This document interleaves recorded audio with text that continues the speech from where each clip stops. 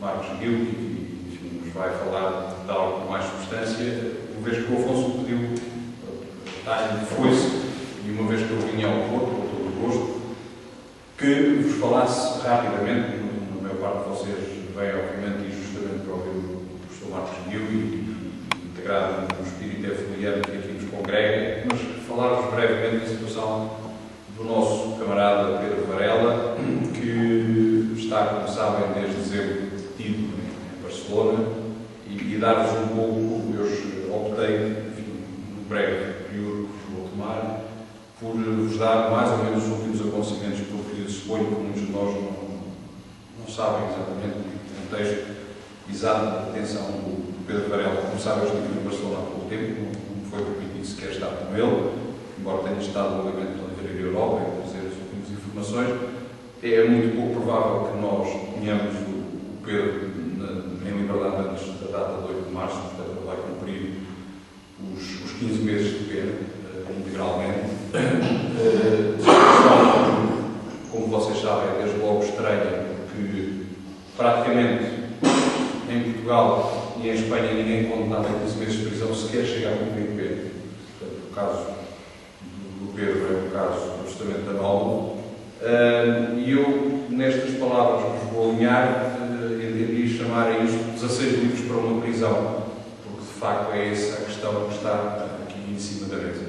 Sendo que, da lista dos 16 livros, como vocês sabem, o Pedro foi condenado por editar e vender.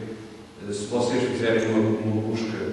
simples, e aconselho-vos talvez o maior servidor de venda de livros espanhóis, da Espasa Galba, a Casa del Libro, 14 deles vendem-se livremente lá. Portanto, há 4 que não se vendem, um dos quais é o Pedro Varela, entendemos que a Casa del Libro não quer vender. Outros são os discursos do ITA, enfim, que é um documento histórico,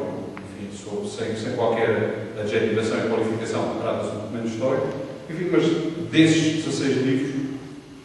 12 são vendidos e 4 não são vendidos. Portanto, nós estamos, efetivamente, perante uma situação que o Pedro define muito bem como, obviamente, um caminho para uma censura do pensamento único. Nós não podemos, efetivamente, pensar fora do trilho onde os carneiros que o sistema quer que sejamos se devem movimentar, e, na realidade, quem ousa fazer o contrário, quem ousa ser uma voz dissidente, está em risco de, efetivamente, acabar com o Pedro. E, de facto, ele diz que, no caso dele, não tem dúvida nenhuma que é o facto de ser uma voz dissidente que o levou a estar preso, embora, para aqueles que têm a sorte de conhecer, esteja, enfim, de ânimo extraordinariamente forte, embora esta semana tenha sido de novo mudado de cela, é a 4ª vez. Já viu, na última mudança, não nesta, já viu serem apreendidos todos os documentos que tinha na cela. Foi-lhe vedado o acesso a sequer receber seus do correio, porque o número de cartas era de vários países, era de tal ordem que até isso começou a incomodar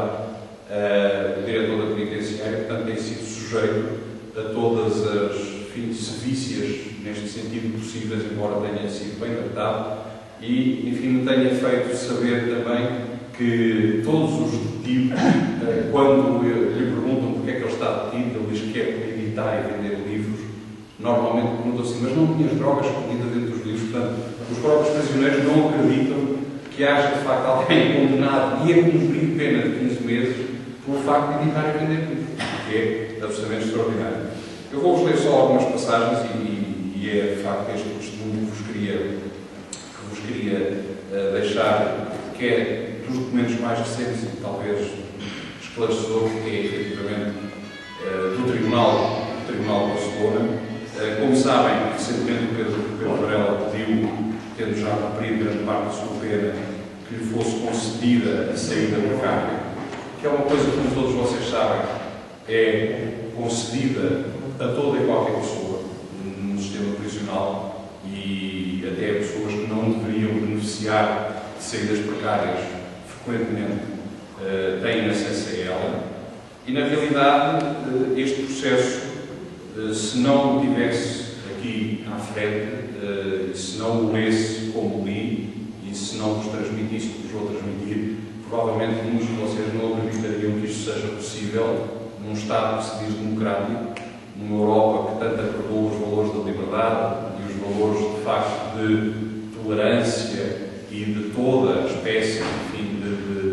de possibilidade das pessoas se expressarem livremente, porque na realidade estamos perante um processo que ultrapassa tudo aquilo que podemos pôr como verdade. Ao pedido de saída precária de Pedro Varela, o juiz responde que tem dúvidas, e esse é o motivo de não aceitação, tem dúvidas sobre, e reparem bem os termos, a capacidade de preparação do detido para a futura vida em liberdade. Portanto,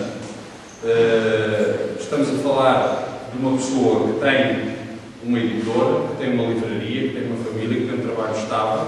e, portanto, contrariamente a um qualquer criminoso dito comum, o juiz diz que tem grandes dúvidas sobre a capacidade de inclusão desta pessoa na vida em sociedade. E, paralelamente a isto que nos parece já estranho, entra por considerações que são efetivamente essas francamente subjetivas e, portanto, obviamente muito mais fáceis de contestar, enfim, para quem tenha a vontade de fazer, que diz que para conceder essa liberdade provisória ou precária, pressupõe que tenha no detido um alto grau de confiança e que ele fará boa utilização da possibilidade de saída. Ou seja, diz aqui, aberta e objetivamente, numa perspectiva meramente subjetiva, que na realidade o juiz de instrução tem grandes dúvidas sobre, primeiro, a integração de Pedro Varela na sociedade, que está, obviamente, amplamente demonstrado, e depois do uso que ele fará dessas saídas precárias. Dizendo que tem, obviamente, grandes dúvidas que o tratamento penitenciário que Pedro Varela foi obrigado a seguir esteja a surtir efeito.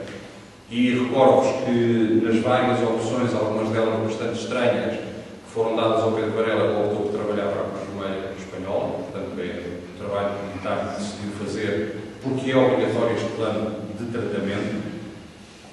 E adiante diz que, fundamentando as razões subsequentes que vos lerei, que se trata de um detido, e passo a ler textualmente, que está condenado por um delito de difusão de ideias genocidas. Portanto, para aqueles que tinham dúvidas sobre qual era, de facto, a razão pela qual Pedro Varela está preso, está aqui dito pelo juiz de Barcelona. Não somos nós que estamos a dizer. É o Tribunal de Barcelona que está a dizer que tem alguém detido por 15 meses por um delito de difusão de ideias genocidas. Portanto, enfim, abstenho de comentar mais sobre esta questão. Sendo que já vos disse, enfim, o que é fácil de ver sobre os livros publicados e, obviamente, vendidos pelo Pedro Varela. Depois, as considerações roçam, de facto, o ridículo. Entre a argumentação do juiz para negar, para fundamentar a negação, diz que o detido apresenta déficit relacional e de capacidade empática e recusa a assunção de responsabilidades. Apresenta um discurso desculpabilizador e, de certo modo, manipulador, insistindo frequentemente que os factos que o levaram à prisão não são um delito, mas são uma questão mediática e altamente politizada, como fica demonstrado quando efetivamente se diz anteriormente que se trata de um indivíduo a cumprir um delito ou cumprir pena por delito de difusão de ideias genocidas. Mas, portanto, foi bem claro que quiseram deixar taxativamente claro este ponto. Depois que, efetivamente, o delito apresenta também